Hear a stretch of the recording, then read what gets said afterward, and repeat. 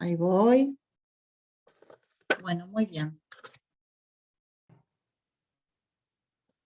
No sé si hay alumnos, pero vamos a comenzar esta clase en 3 minutos. Hoy nos toca hablar del pago por subrogación.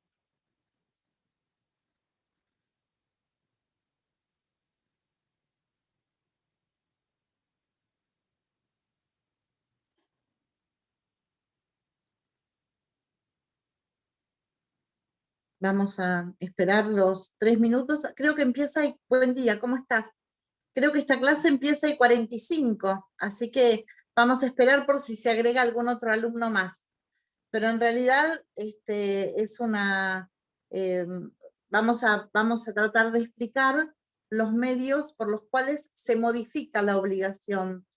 No se convierte una obligación en otra nueva, sino que hay una modificación, ¿sí?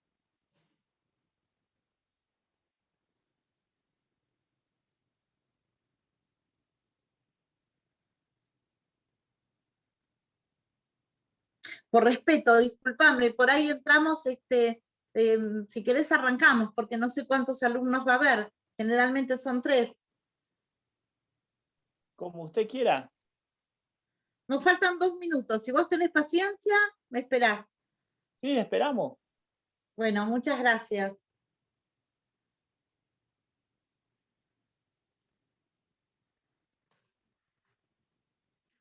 Ayer era una clase de sesión de crédito, pero Claro, y se no se suspendió y dio. la van a dar el lunes a la clase de sesión. Yo igual, digamos, vamos a tratar de entender un poco qué es esto, ¿no? De la modificación de uno de los sujetos. Por un lado está la cesión de créditos y por el otro lado está el pago por subrogación. Pero bueno, nada, el lunes vamos a continuar con el tema. Ojalá que no pase lo que pasó en el parcial y ojalá que esto pueda llegar a darse claridad, ¿no? Lamentablemente, una lástima esto en los 33 años que yo estoy dando como docente, es la primera vez que sucede una cosa tan triste, tanto para los docentes como para los alumnos, ¿no? La verdad que es muy, muy desagradable. Bueno, muchachito, vamos a empezar. Esto es así. Existen modificaciones de la obligación cuando por voluntad de las partes, durante el transcurso del tiempo, desde que la obligación nace hasta el momento en el cual se extingue, que se puede llegar a alterar alguno de los elementos estructurales o funcionales sin que esto afecte la identidad de la relación y la subsistencia del vínculo obligacional. Modificación no significa extinción. Cuando nosotros hablamos de extinción de la obligación, nos vamos a referir a qué medio que establece la extinción de una obligación anterior para la creación de una nueva. ¿Cuál sería el medio? Hay un medio específico que es la novación. La novación tiene, digamos, como requisito fundamental la existencia de una obligación anterior, el surgimiento de una nueva obligación y el elemento determinante que convierte a esta figura en novación, que es el animus novandi, es decir, la intención de novar. Cuando hablamos de modificaciones, también podemos hablar de modificaciones, volvemos a decir, una modificación no provoca ni la extinción del vínculo obligacional, sino que produce la subsistencia y hay algún cambio funcional en cuanto a los sujetos. Entonces decimos que las modificaciones pueden ser subjetivas, cuando se produce un cambio de sujeto, tanto activo como pasivo. Si nosotros hablamos de un cambio de sujetos activos, nos estamos refiriendo a la figura de la cesión de crédito o al pago por subrogación, que es el tema que vamos a tratar hoy. Y también podemos hablar del cambio de sujeto pasivo. En el cambio de sujeto pasivo nos vamos a referir a la asunción de deuda. Y en este caso, en la asunción de deuda, existe una transmisión del deudor que modifica sustancialmente el giro del cumplimiento obligacional. Antiguamente, la asunción de deudas o la transmisión de deudas no estaba permitida por la legislación argentina, pero acompañando la evolución y los procesos, digamos, de carácter contemporáneo en todo lo que tiene que ver con la legislación internacional, hoy nuestro código también acepta la transferencia de deudas como modificaciones subjetivas. Si nosotros hablamos de una modificación desde el orden objetivo, también nos podemos referir cuando, por ejemplo, frente a un incumplimiento defectuoso o un incumplimiento absoluto desde el orden negligente, nosotros esperamos que la prestación sea satisfecha, que el acreedor obtenga el interés subjetivo, que se realice la conformidad, pero alguna circunstancia que es, digamos, responsabilidad del sujeto deudor, modifica o impide el cumplimiento normal. Y acá habría una modificación objetiva, ¿por qué? Porque en vez de cumplir la prestación original, el cumplimiento va a ser ¿de qué? De una indemnización de daños y perjuicios. O sea que vemos que a lo largo de lo que significa el cumplimiento de la relación obligacional, pueden haber muchísimas circunstancias que cambien de alguna manera el giro en cuanto al cumplimiento de los sujetos o del objeto. También puede haber modificaciones del orden circunstancial. Por ejemplo, una modificación sustancial, circunstancial sería cambiar el lugar de cumplimiento de la prestación. Yo establezco como cumplimiento original el domicilio ubicado en Cerrito 3220, y por circunstancias que dependerán digamos, de lo que sucede en el momento del cumplimiento, se cambiará el domicilio sin que esto afecte a la obligación, ni al vínculo, ni al funcionamiento. También puede haber un cambio en cuanto al tiempo de cumplimiento. Fíjense que hoy en muchos supuestos existen plazos que lamentablemente no pueden ser cumplidos por circunstancias ajenas a las partes, que se dan una prórroga. La prórroga puede ser voluntaria y en este caso no habría ninguna modificación, o la prórroga puede ser producto de circunstancias ajenas a la voluntad de las partes sin que se constituya en mora. Acuérdense la diferencia fundamental que existe entre la mora y la demora. La demora, en principio, no afecta el vínculo ni trae consecuencias jurídicas. Podría llegar a ser una modificación circunstancial, aceptada por las partes, convenida por las partes, que le da un plazo de gracia o un plazo de prórroga. Muy bien, pero hoy, cuando hablamos de la transmisión de derechos, la transmisión de derechos puede también establecerse por dos vías en la legislación argentina. Por la vía más clara es a través de la sucesión, es decir, los herederos forzosos reciben todo lo que el causante haya producido y esta sucesión mortis causa los convierte en responsables de los derechos y de los derechos y de los deberes, en muchísimos casos, a los sucesores universales. Hablamos, por ejemplo, del cumplimiento de un pago de una locación, mientras está sucediendo el contrato de locación y el locatario fallece, ese mes de alquiler, aunque no se haya pagado por parte del locatario, lo adeudan los herederos del locatario. Después el contrato se extingue, pero en la sucesión universal, aquellos que son herederos forzosos reciben todo lo que esta persona ha dejado. Pero también existe la sucesión singular, cuando no se deja el todo y sí se elige que un sujeto determinado, por legado, asuma la responsabilidad sobre un bien. En este caso también estamos hablando de una transmisión de derechos. Muy bien, sucesor universal es el que recibe todo lo que un individuo dejó patrimonialmente después de su fallecimiento.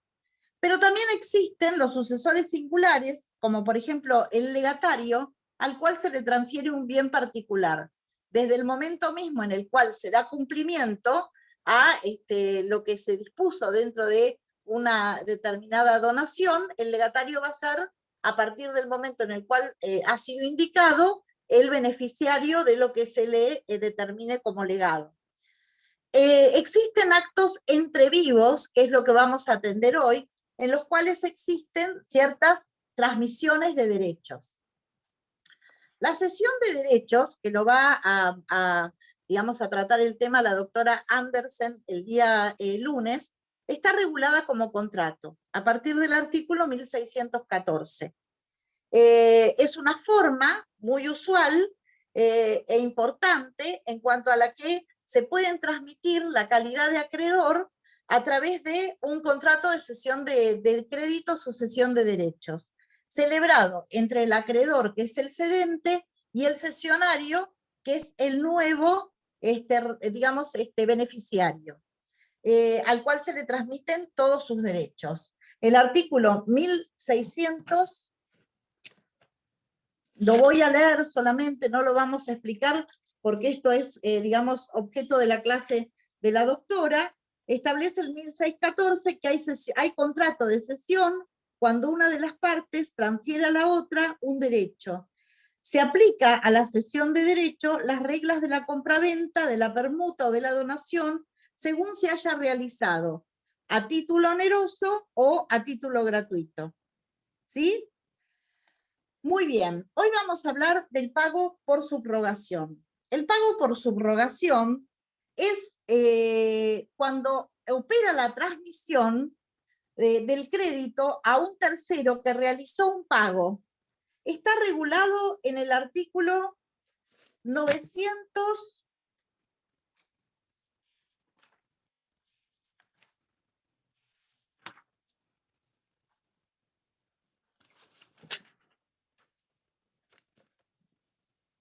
10, ya te lo digo perfectamente, 914 del Código Civil, y el pago por subrogación es el pago que transmite al tercero que paga todos los derechos y todas las acciones del acreedor.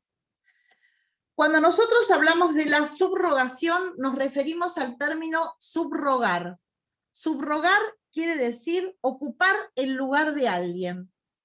Nosotros conocimos a la acción subrogatoria cuando el deudor estaba inactivo, estaba, digamos, indiferente, y el acreedor tenía el derecho de ejercer todas las acciones que el deudor no quisiera instar porque no le convenía, pero también vimos la subrogación real cuando, dentro de una ejecución de una prestación, al deudor se le daba la facultad de cambiar un bien por otro, a efectos de que a él no le impidiera el normal ejercicio de su actividad y el acreedor diera garantido su derecho de ejecución sobre el objeto.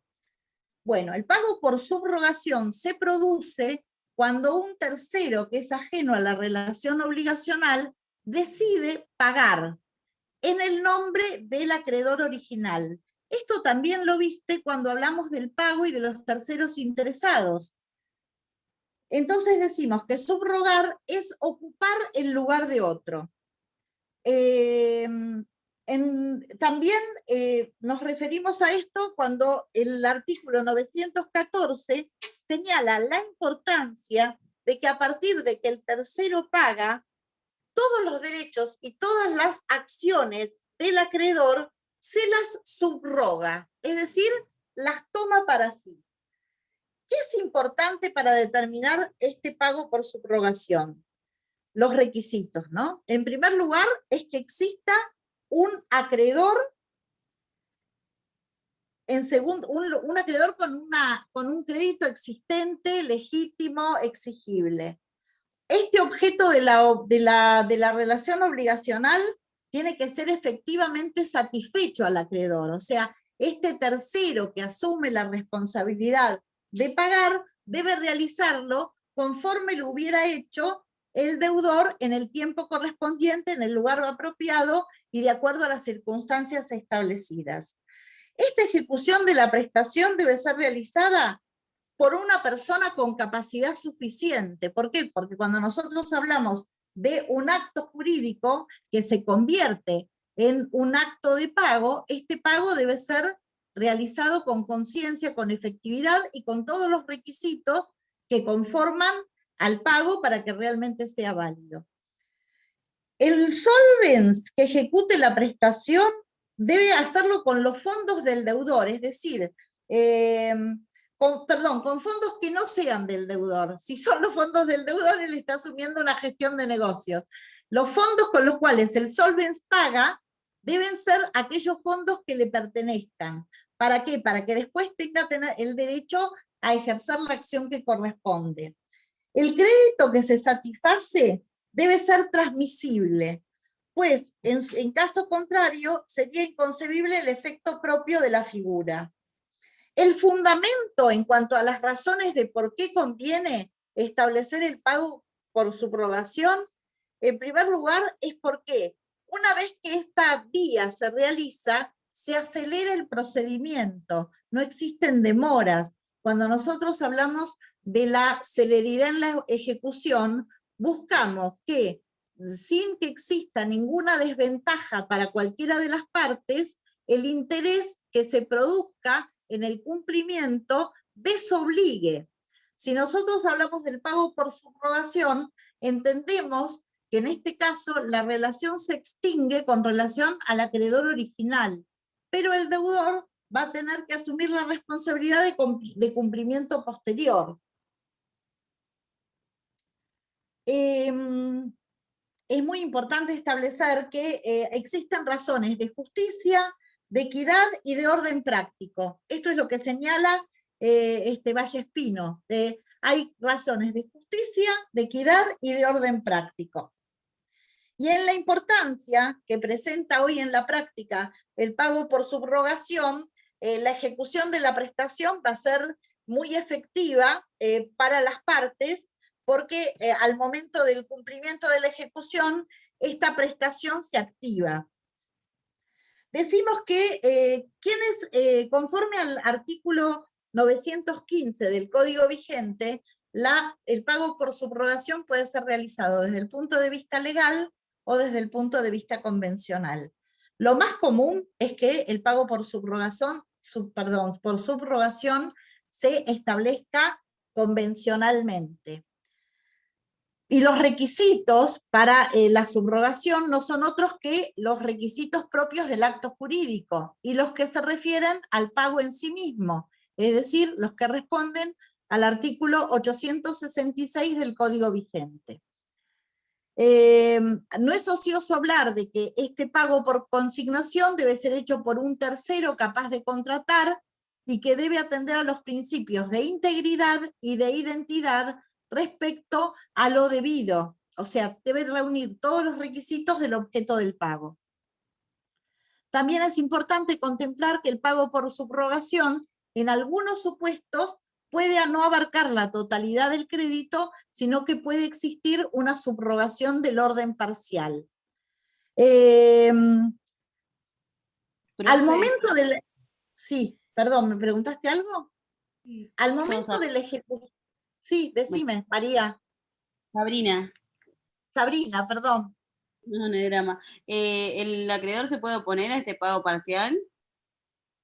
Mirá, en realidad cuando yo estoy hablando del pago por subrogación, el acreedor podría oponerse y no aceptar el pago, pero si el pago que lo realiza un tercero no interesado. Si el que realiza el pago es un tercero interesado, no puede oponerse. Claro, sí, si es interesado no puede oponerse, pero si es no puede interesado. En realidad, cuando nosotros hablamos del pago por subrogación, el que más lo realiza es el tercero interesado, que toma, a su disposición, tiene al alcance de la mano el tomar las acciones y las garantías que tenía el acreedor original con relación al deudor. En algunos supuestos se llega a admitir la subrogación parcial, y frente a esto siempre puede haber oposiciones, y el que decide en definitiva es el juez. El tercero y el acreedor concurren siempre frente al deudor de manera proporcional en la subrogación parcial, es decir, no pierde ni uno ni otro. Claro, o sea que no es muy común que se oponga. Y no es común que se oponga porque en realidad lo que uno busca siempre es que el crédito se cumpla, o sea, Claro, nosotros, beneficiar a claro, cumplir con la parte. realidad es que si existe Doctora, sí, sí, ¿le puedo dar perdón. un ejemplo a ver si yo entendí esto? Porque esta situación se dio. Un dueño de un golf Sí, necesitaba la instalación de gas de Camusi. En claro. el camino, porque estaba en el campo, había 20 posibles usuarios, pero que no No presentaban, cumplía la totalidad, claro. ¿no? El dueño del golf pagó la deuda a Camusi, 2 millones de pesos creo que era, y él iba a ser después el que cobraba a cada uno. Es más, mandaba a su secretaria que cada mes le vayan pagando A la pagar la cuota, cuota, pero claro. él pagó el total, Camusi hizo la obra y todos tuvieron el beneficio, o sea, tuvo una utilidad para todos. Exacto. Lo que más se destaca de este pago por subrogación es que le conviene a todos los que pagan, porque en realidad, de alguna manera, la obligación se extingue y esto beneficia a todos. Esta es la realidad. Al momento de la ejecución podemos decir, conforme a lo que establece la legislación, es que existe una subrogación desde el orden legal o una subrogación desde desde el orden convencional. Si nosotros hablamos de la subrogación legal, vamos a tomar en cuenta que esta subrogación se produce cuando la origina la ley, sin dependencia de la voluntad ni del acreedor ni del deudor. Y se trata de un verdadero hecho jurídico, porque hay una serie de presupuestos fácticos que se toman en cuenta y estos los establece el artículo 915. La subrogación legal tiene lugar cuando, y es a favor de el que paga una deuda a la que estaba obligado por otro o con otros, es decir, cuando existe un deudor solidario o cuando existe un fiador, por ejemplo. El tercero interesado o no, que paga con asentimiento del deudor o en ignorancia del deudor, también está facultado a, digamos, hacer una subrogación legal. En el caso de que el deudor paga una deuda que estaba obligada con otros, nos estamos refiriendo a una obligación de carácter indivisible o solidaria, cuando lo que se paga es la totalidad de la deuda a la que se estaba obligado conjuntamente con otros. Y en este caso se subroga contra los codeudores por aquello que exceda la cuota parte que él tenía a su cargo. Si el deudor paga una deuda que estaba obligado por otros, sería el caso de aquel que, ante el incumplimiento de una deuda por parte del deudor principal, quien se obligó como cofiador, puede pagarla. Y esto otorga también ese beneficio a aquellos que se encontraban también sujetos al cumplimiento de una cláusula penal. El pago realizado por un tercero interesado o no, con asentimiento o ignorancia del deudor, produce también el pago por subrogación. Lo importante es que el tercero que pague no pague a nombre propio. Es preciso que el tercero que pague tenga conciencia que lo que está pagando es una deuda ajena. Artículo 810 del Código vigente. También el pago, dice el inciso D, el heredero con responsabilidad limitada que paga con fondos propios una deuda del causante, también la ley le reconoce la subrogación legal. Y esto está dispuesto en el artículo 2316. A todos los acreedores por deudas del causante y por causas de la sucesión tienen derecho al cobro de sus créditos y legados sobre los bienes de la herencia, con preferencia sobre los acreedores del heredero.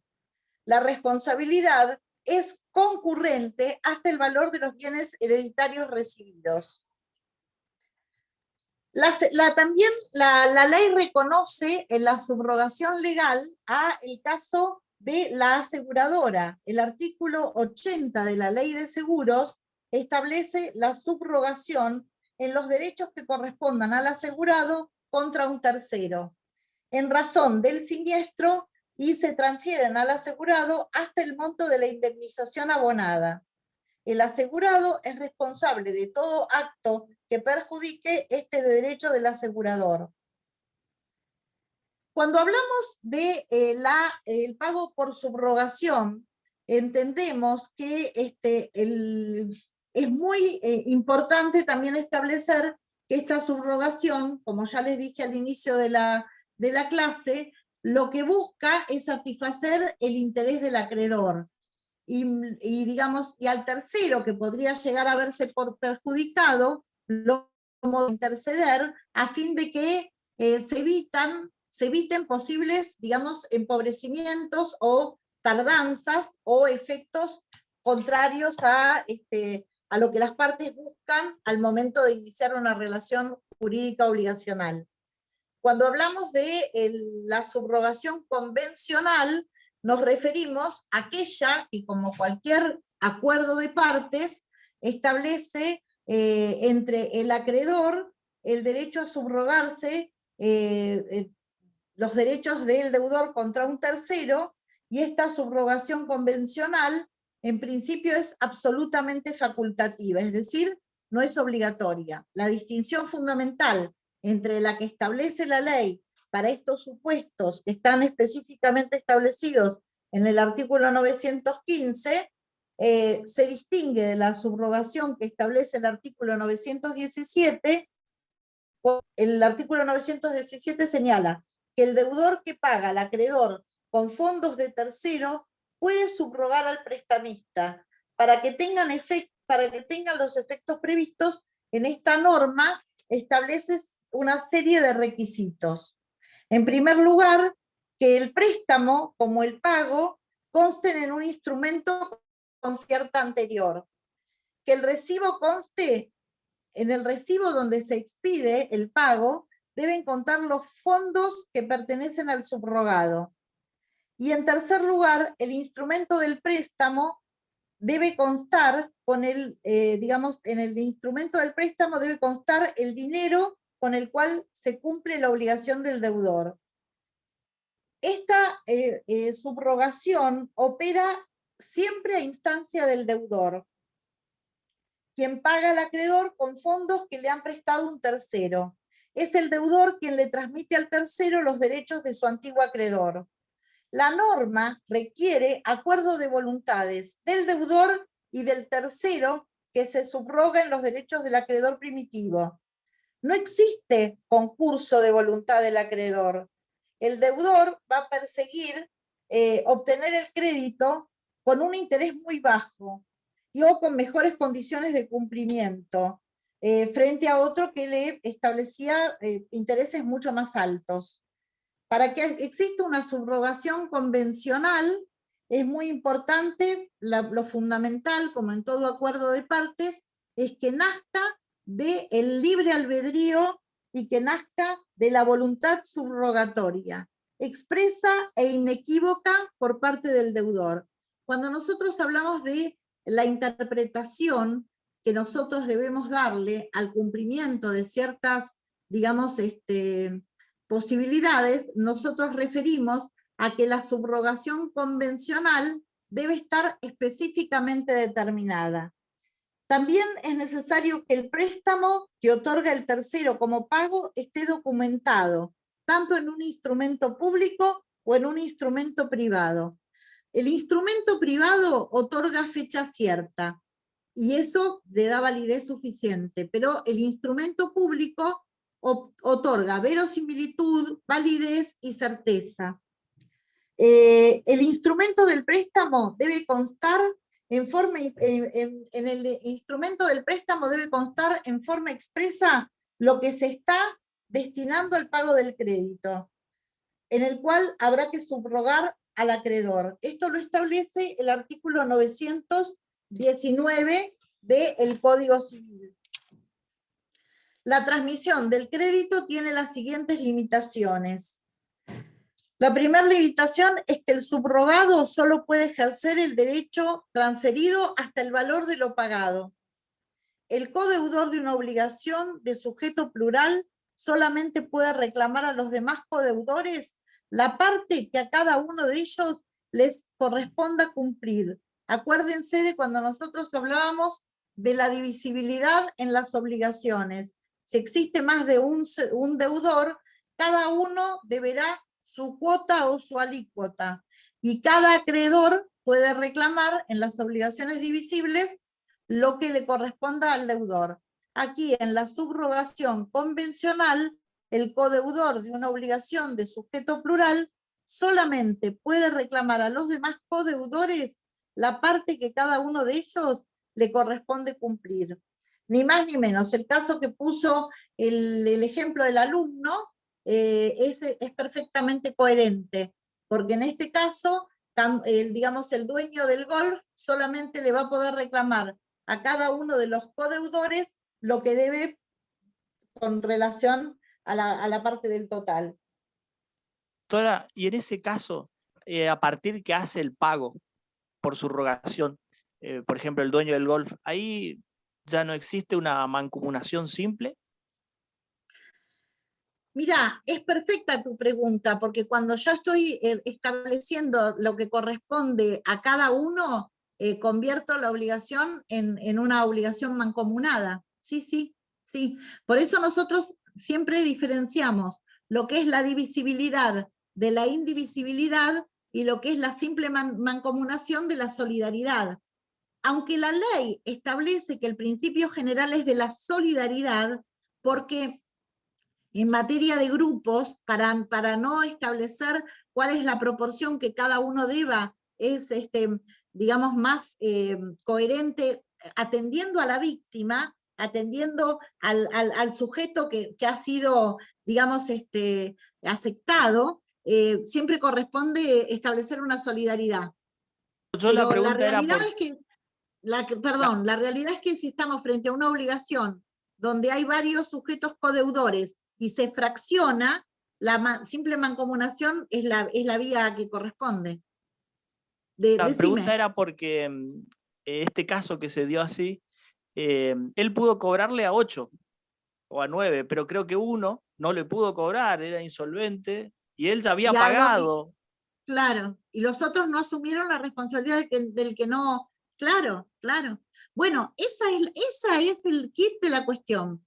Cuando nosotros hablamos de la simple mancomunación, cada uno responde por su parte y no asume ni se produce propagación con relación a los otros. Y en realidad es más efectivo en cuanto al cumplimiento, porque ninguno asume la responsabilidad del todo y cada uno sabe desde el inicio cuánto es lo que debe. Muy bien. Decimos entonces que los requisitos para la subrogación convencional, en primer lugar, era que existiera voluntad subrogatoria expresa o inequívoca por parte del deudor.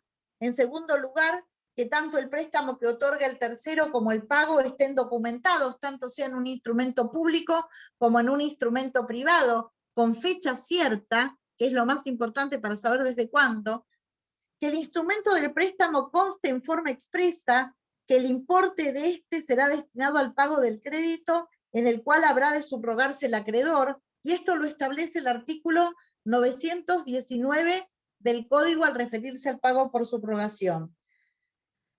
Otro de los requisitos es que el recibo que emite el acreedor conste expresamente que el pago ha sido efectuado con dinero prestado, al fin por el tercero.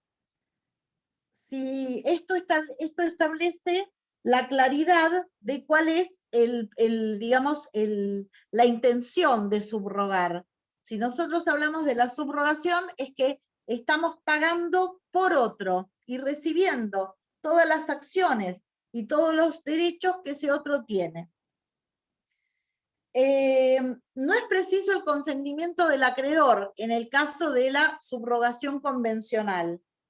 Y es muy importante establecer que todos los derechos del antiguo acreedor son los que se transmiten, lo cual incluye la totalidad de las prerrogativas y las facultades que este tenía con su propio crédito y que ahora las recibe aquel que es el que paga. Esta es la nota distintiva. Pago porque me conviene y porque además no lo voy a dejar ajustado a una liberalidad. En el momento en el que yo pago, yo tomo todas las garantías, todas las responsabilidades que tenía el acreedor original. También tomo las acciones de las que disponía, y esto está establecido en el artículo 918. Y los accesorios del crédito. Es muy importante establecer que los accesorios forman parte de lo principal y por lo tanto, una vez que me subrogo el todo. La subrogación por pago no modifica la situación del deudor originario, porque en realidad no va a resultar agravado por tal circunstancia, va a resultar más que agravado, beneficiado. Y existen los límites, que ya los dijimos, pero los vamos a repetir, que están establecidos en el artículo 919. La transmisión de ciertas limitaciones. En primer lugar, el subrogado solo puede ejercer el derecho transferido hasta el valor de lo pagado. Esto, en principio, dicen algunos autores que no representa una restricción, pero en primer lugar está solamente legitimado al recupero de lo que efectivamente pagó. En segundo lugar, tratándose de una obligación de sujeto plural, el subrogante solo puede reclamar a los demás codeudores la parte que cada uno de ellos debía cumplir. Y esto ya lo explicamos. Y en la subrogación convencional puede quedar limitada a ciertos derechos o acciones. Nada impide que en el ejercicio de la autonomía de la voluntad las partes preestablezcan qué es lo que se puede subrogar y qué es lo que no se puede subrogar. Y como es un acuerdo convencional y está específicamente establecido con la conformidad de las partes, es totalmente válido. Nada impide que en el ejercicio de la autonomía privada puedan las partes pactar libremente qué transmisión se va a circunscribir a qué deuda o a qué acción. Cuando referimos a la subrogación parcial, que me preguntaba, no me acuerdo qué alumna, estamos hablando de que si el pago es parcial, el tercero y el acreedor concurren frente al deudor de manera proporcional. Esto significa que el pago parcial efectuado por el solvens a favor del acreedor, seguido de la insuficiencia de los bienes del deudor para pagar en forma íntegra la parte restante, en este caso va a hacer que concurran como responsables frente a lo que quede por responder. Si nosotros tenemos que hacer una comparación entre el pago por subrogación y la cesión, vamos a ver que en primer lugar, si hablamos de la cesión, estamos hablando de una institución que tiene por fin un interés individual y social, es decir, la circulación del crédito. Y el objeto es el tráfico jurídico, y estamos hablando de un contrato. El pago por subrogación, en cambio, siempre se realiza a favor del subrogante y en interés de la recuperación del reembolso de lo efectuado. Si yo soy tercero interesado y pago con consentimiento del deudor lo que el deudor debe a otro acreedor, yo en el momento del cumplimiento liberaré al deudor con relación al acreedor, pero no lo liberaré con relación a lo que a mí me corresponda cobrar, conforme si yo hubiera contado con el asentimiento del deudor, en ignorancia del deudor o en oposición del deudor. Siempre tengo derecho al reembolso y siempre tengo derecho a tomar para mí las acciones y los beneficios que este acreedor original tenía con relación al deudor. La figura es muy funcional y, como decís vos, ejemplos hay muchísimos. digamos, en el derecho comercial, en el negocio mercantil, generalmente para tratar de que las circunstancias que rodean el cumplimiento sean más fáciles, siempre existe una subrogación, que no es una liberalidad. La subrogación me da el derecho de obtener el beneficio posterior. Si fuera una liberalidad, yo estaría renunciando a mi derecho a cobro posterior. Y acá en el pago por subrogación queda totalmente claro y específicamente determinado que aquel que paga recibe las acciones y las garantías para su cobro posterior. Si hablamos de la cesión de créditos, el cesionario, en primer lugar, puede reclamar el monto íntegro del crédito cedido. En cambio, en la subrogación, el subrogante solo puede hacerlo hasta la suma que realmente él desembolsó. Esta es otra de las diferencias que existe entre la cesión de crédito y el pago por subrogación. La cesión de crédito requiere necesariamente el consentimiento del acreedor para su efectivización. En cambio, en la subrogación por pago no es necesaria la conformidad del acreedor. Cuando hablamos de la cesión de créditos, por ser un contrato, siempre estamos hablando de ¿qué? De un acuerdo de partes. Y vimos en el tratamiento del pago por subrogación que existen determinados supuestos en los que la ley directamente determina que la subrogación es legal. Los vamos a volver a leer porque establece que la subrogación legal tiene lugar a favor del que paga una deuda a la que estaba obligado con o por otros, del tercero interesado o no, que paga con asentimiento del deudor o en ignorancia del deudor, y esto lo vimos en el tema pago, del tercero interesado que paga aún con la oposición del deudor, porque cuenta con el animus solvendi, y del heredero con responsabilidad limitada que paga con los fondos propios de una deuda del causante. Fíjense que en las herencias existe la partición y la ejecución, y el heredero, para garantizar que esto siga su curso, puede tomar del fondo de la sucesión lo que fuera necesario para el pago. ¿Me ibas a preguntar algo? Sí. ¿No hace falta entonces un contrato en la subrogación, en el pago con No, subrogación? a ver, en el caso de la subrogación legal se establece porque la ley lo determina. Y en la subrogación convencional, que esta es la distinción entre la legal y la convencional, sí es necesario que se escriba tanto o en un instrumento público o en un instrumento privado.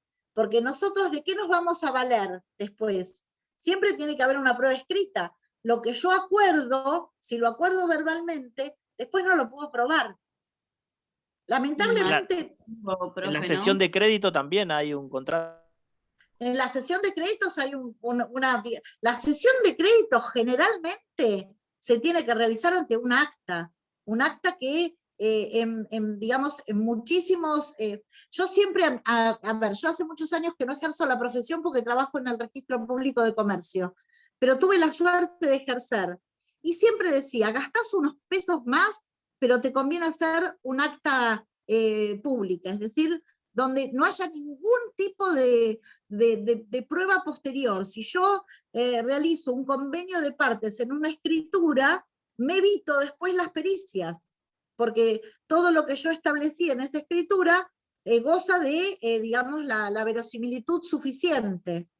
Es un poco más caro, pero bueno, nada. También puedo hacerlo por un acuerdo privado, poniéndole una fecha cierta, ya se hace exigible, ¿no?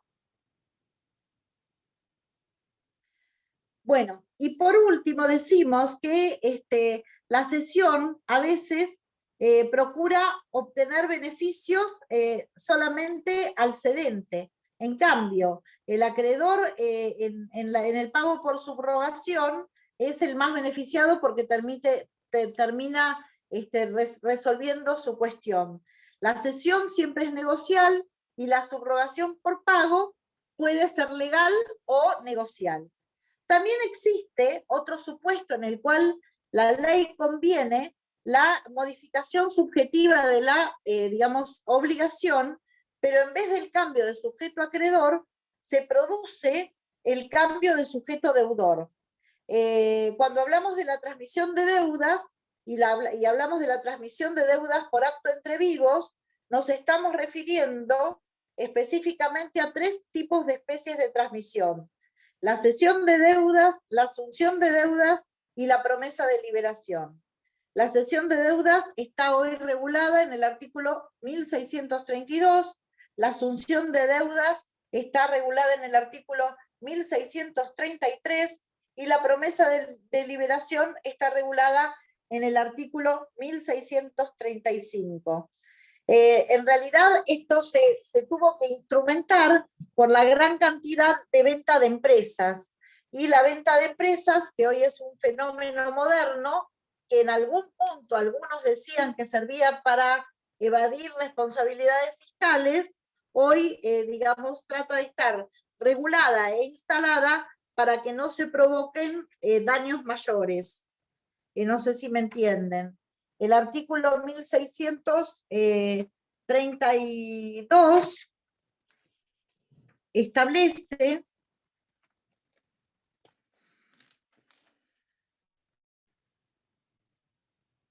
que la cesión de deudas se produce si el acreedor, el deudor y un tercero acuerdan que él debe pagar la deuda sin que haya novación. Si el acreedor no presta la conformidad para la liberación del deudor, el tercero queda como codeudor subsidiario. La asunción de deudas se produce si el tercero acuerda con el acreedor pagar la deuda de su deudor sin que haya novación, y el acreedor, si el acreedor no presta conformidad para la liberación del deudor, la asunción se tiene por rechazada. Esta es la diferencia que existe entre la cesión de deudas y la asunción de deudas. Y la conformidad de la liberación del deudor en estos dos, digamos, supuestos, tanto en la cesión de deudas como en la asunción de deudas, el deudor solo queda liberado si el acreedor lo admite expresamente. La promesa de liberación se produce si el tercero se obliga frente al deudor a cumplir una deuda en su lugar. Y esta promesa solo vincula al tercero con el deudor, excepto que haya sido pactada como estipulación a favor de terceros.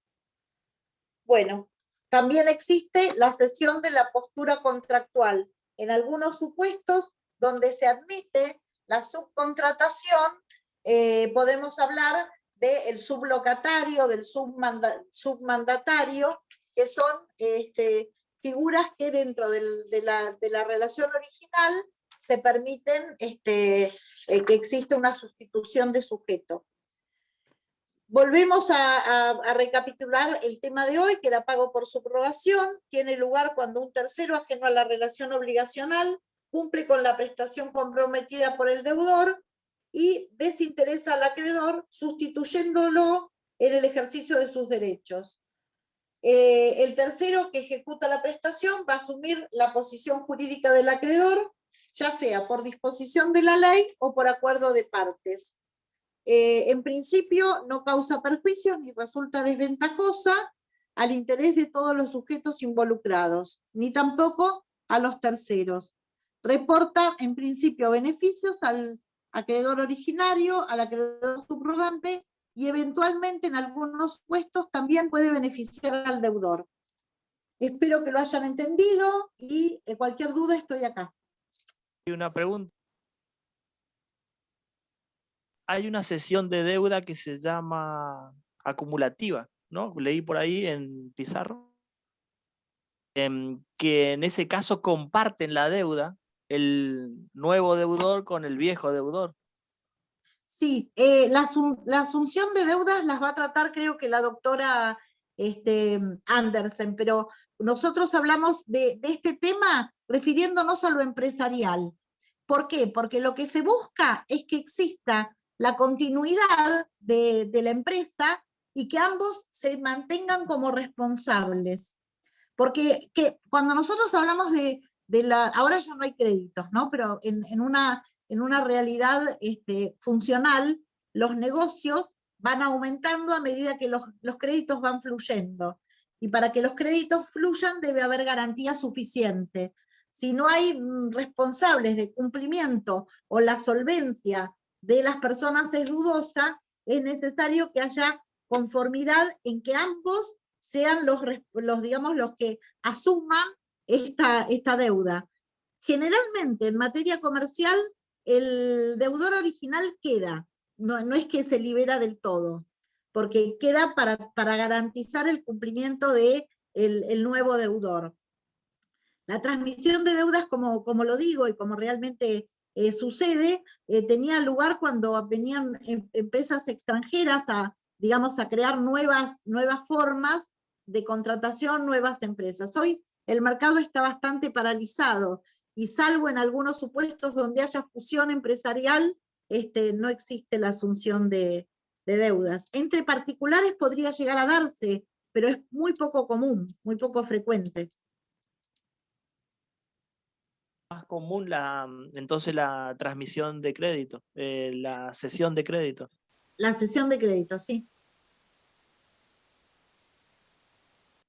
Bueno, un gusto, chicos. Nos vemos el martes. El martes yo voy a estar hablando de fuentes de las obligaciones.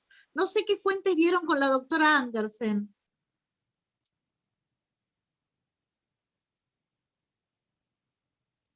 No tengo anotado por acá la clase esa, no me acuerdo bien exacto. Bueno, vamos a tratar de repetir más o menos todas las fuentes para que no haya dudas. Un placer, muchas gracias. Gracias, profe, muy amable. Suerte Nos de vemos, eso. chiquitos. Suerte, no bajen los brazos. No, gracias. Besos.